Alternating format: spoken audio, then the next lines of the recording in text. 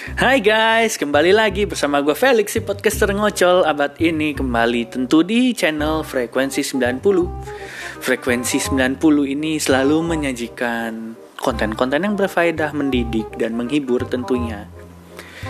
Hari ini gue pengen tanya apa kabar kalian semua. Semoga selalu baik-baik saja dan dalam perlindungan Tuhan Yang Maha Esa. Ya, itu karena keadaan gue sebenarnya sekarang kurang gitu baik, karena punggung gue agak sedikit sakit, agak kaku-kaku gitu. Tapi demi kalian gue tetap menjalankan konten hari ini dengan semangat. Karena hari ini gue akan mengajak kalian kuliner. Tapi bukan kuliner Nusantara ya guys. Ini kulinernya agak sedikit ekstrim, dan gue harap kalian siap untuk menyaksikannya. Bagi yang tidak siap atau punya fobia terhadap makanan-makanan ekstrim, bisa di skip saja video ini dan lihat video gue yang lainnya. Di tengah cuaca hujan, tentunya kita selalu sering merasa lapar.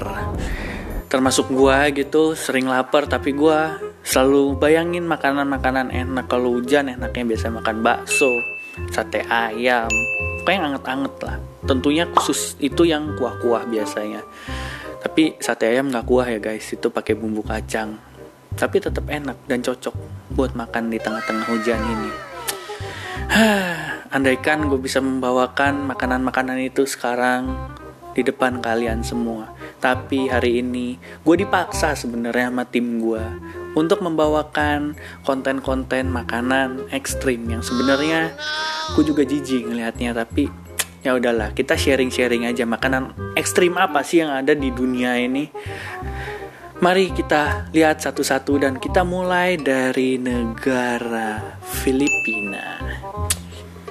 Filipina itu memiliki kuliner ekstrim yang lumayan terkenal sepertinya. Banyak orang yang tahu dan ini lumayan lazim gitu informasinya. Filipina memiliki makanan yang dinamakan balut. Balut itu adalah sebuah embrio bebek yang direbus secara hidup-hidup di dalam cangkangnya. Jadi bayangin, telurnya itu udah jadi gitu. Jadi udah jadi setengah bebek, setengah telur. Nah, di situ pas dibuka kulitnya, ya udah kelihatannya embrio bebek, bukannya telur lagi, bukan kayak putih telur dan kuning telur gitu.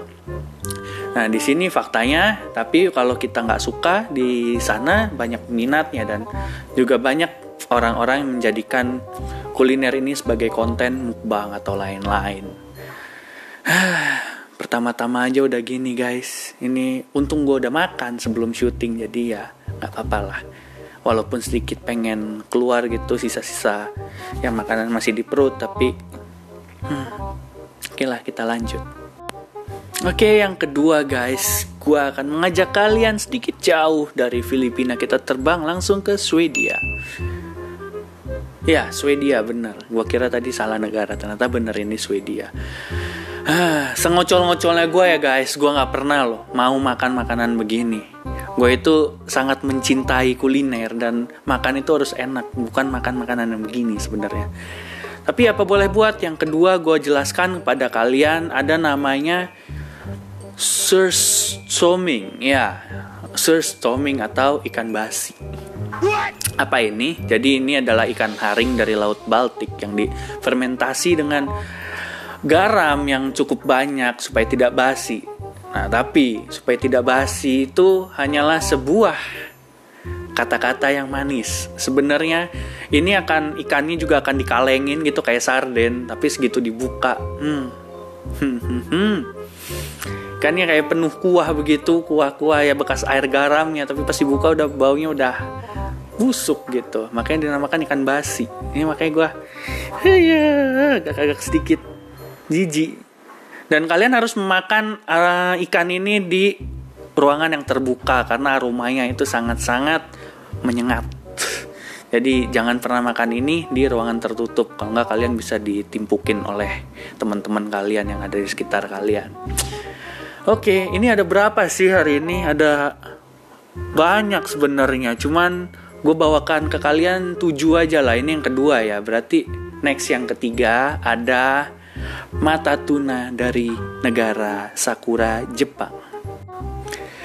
Mata ikan tuna dari Jepang ini sebenarnya kuliner yang biasa sebenarnya, mata ikan. Tapi kalau ngeliat ikan tuna gitu. Seharusnya kita bisa lebih mencintai figur dari ikan tuna itu sendiri. Bahkan gue selaku pencinta kuliner, gue akan memeluk ikan tuna seerat-eratnya dan membiarkan dagingnya yang fresh dan segar itu masuk ke lidah gue, dan gue gigit, kunyah-kunyah, dan gue telan sehingga gue bisa menikmati slice demi slice dari si ikan tuna itu. Tapi di sini bukan daging ikan tuna yang gue pengen jelasin, melainkan matanya. Nah, gue nggak tahu tuh rasanya gimana mata ikan tuna. Mungkin kalian ada yang pernah coba, bisa kasih komentarnya di bawah ntar ke gue, gimana rasanya mata ikan tuna itu. Gue aja sampai udah mau gitu loh pas ngomong mata ikan tuna. Oke lah, next aja. Oke, sedikit lagi menjelaskan tentang mata ikan tuna itu. Tadi gue baca riset sedikit. Katanya ada yang bilang kalau mata ikan tuna itu teksturnya seperti gurita atau cumi-cumi. Gue gak tahu, matamu cumi-cumi, matamu tuh gurita tuh. Benci banget gue dengernya kalau begini. Tapi mungkin bener karena gue juga ogah nyoba. Ya udahlah. Jadi kita lanjut lagi untuk yang ketiga. Yang ketiga itu di sini ada apa nih? Yang lumayan ekstrim. Oh ya, ada haggis. Haggis dari Skotlandia. Haggis adalah jantung, hati, paru-paru domba ditumbuk dan dicampur dengan bawang putih, oatmeal dan fat atau lemak. Kemudian diberi bumbu-bumbu dan garam. Proses masaknya pun di dalam perut binatang katanya. Binatangnya apa gue juga nggak tahu sih. Cuman ini ya bentuknya nanti gue kasih lihat nih ke kalian, dan cara makannya gue juga akan kasih lihat ke kalian. Tapi ya melihat bentuknya ini sih sangat-sangat menggugah selera, mungkin bagi yang suka. Kalau gue sih enggak. Tangan gue udah dingin loh ini ngelihat makanan-makanan begini beneran. Tapi ya demi kalian lah gue berkorban, nggak apa-apa. Ini udah yang keberapa sih? 4, 5 yang ini ya. Ya udah kita lanjut aja next yang kelima. Oke, berikutnya ada hati kobra dari negara tetangga kita yaitu Vietnam. Hidangan ini memerlukan persiapan yang sangat kejam terhadap kobra. Biasa kita yang dikejamin kobra dipatok dikit, kita kejut berbusa. Tapi kita sekarang berbuat kejam sedikit kepada kobra sebagai bentuk pembalasan dendam. Tapi gue nggak ada masalah apa-apa sama hewan-hewan ya guys. Gue ini pencinta binatang, tapi enggak sih, kalau kobra gue menghormati saja tapi tidak mencintai gitu. Tapi kalau ngeliat kobra juga gue pasti kabur, nggak bakal mau ngebunuh juga gitu. Jadi kobra ini kita lanjut lagi, kobranya tetap dalam keadaan hidup-hidup setelah ditangkap gitu, dan dibelah secara hidup-hidup. Gue juga bingung ngebelah kobra secara hidup-hidup, nggak takut itu orangnya apa. Dibelah dan hatinya diambil.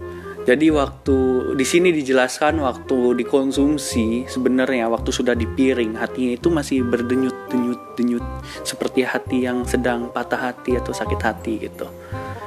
Jadi berdetak. Kalau katanya kalau udah nggak berdetak gitu, katanya efeknya nggak ada. Ada yang bilang hati kobra ini banyak manfaat atau ya sesuatu yang bagus lah untuk kesehatan. Tapi gue juga nggak tahu gitu ini benar atau tidak.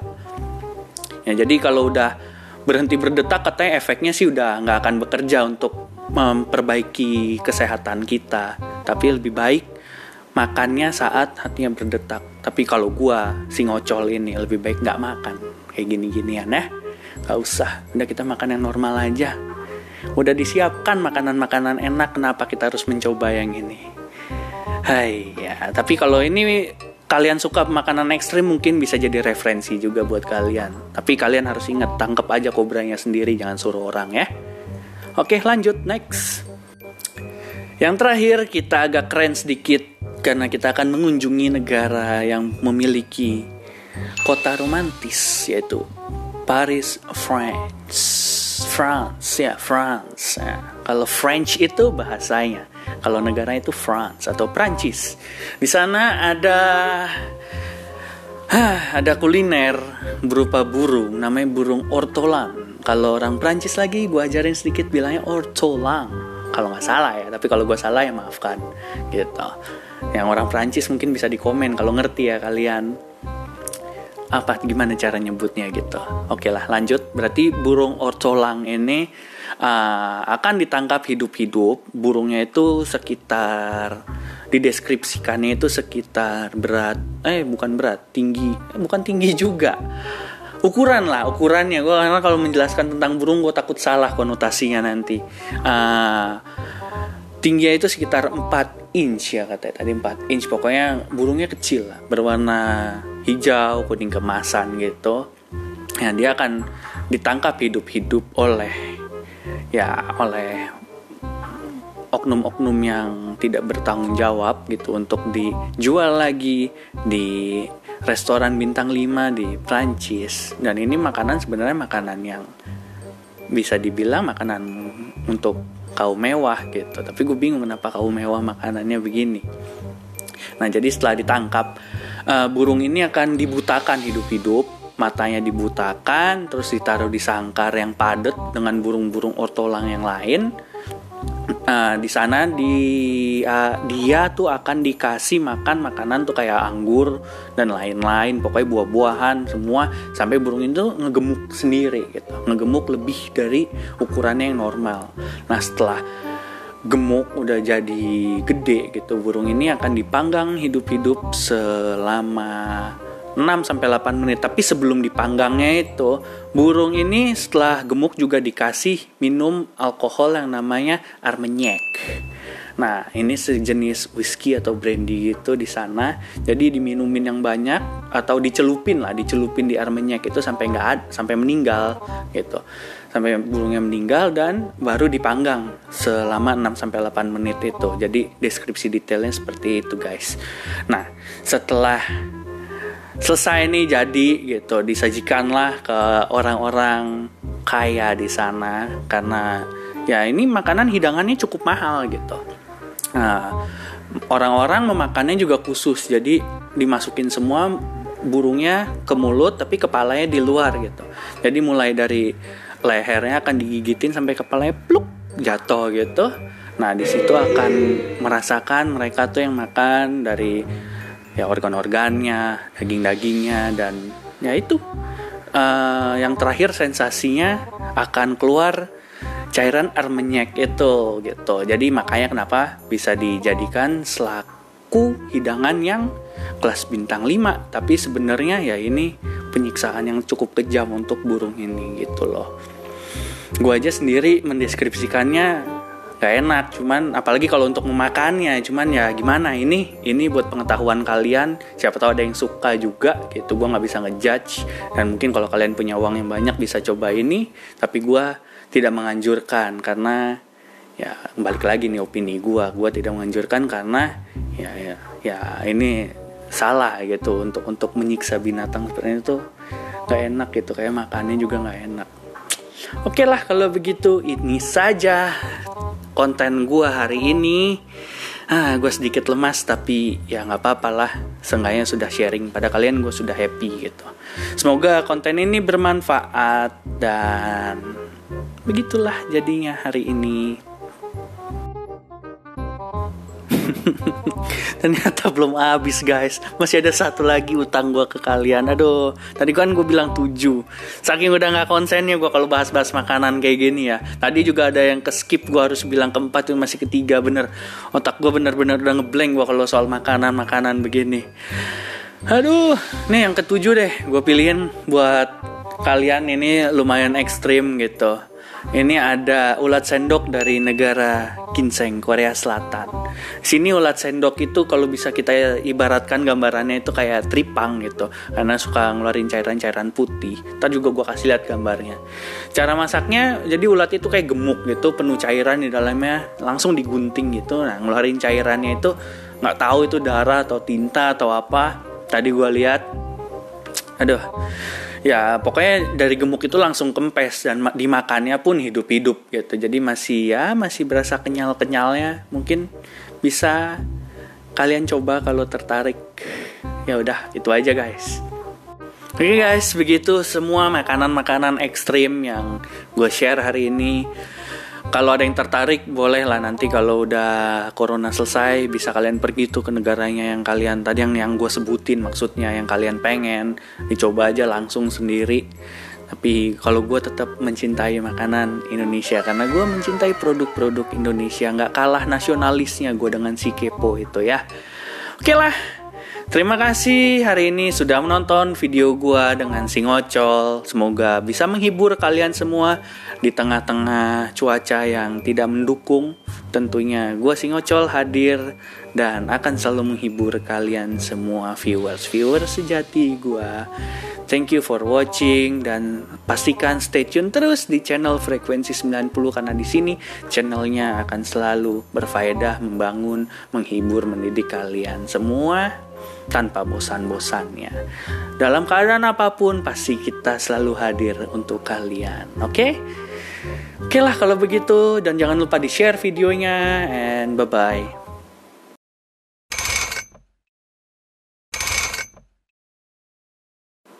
Dan bukan si ngocol tentunya kalau nggak muncul after closing, meskipun punggung sakit-sakit dari tadi gue gerak, tapi gue hanya ingin menanyakan pada kalian kira-kira konten apa lagi yang bisa gue bawakan dan sampaikan kepada kalian. Tentunya harus konten-konten yang informatif dan bisa seenggaknya menghibur kalian gitu. Karena gue sudah mulai kehabisan ide, jadi boleh ya pada komen nanti di bawah untuk konten-konten berikutnya.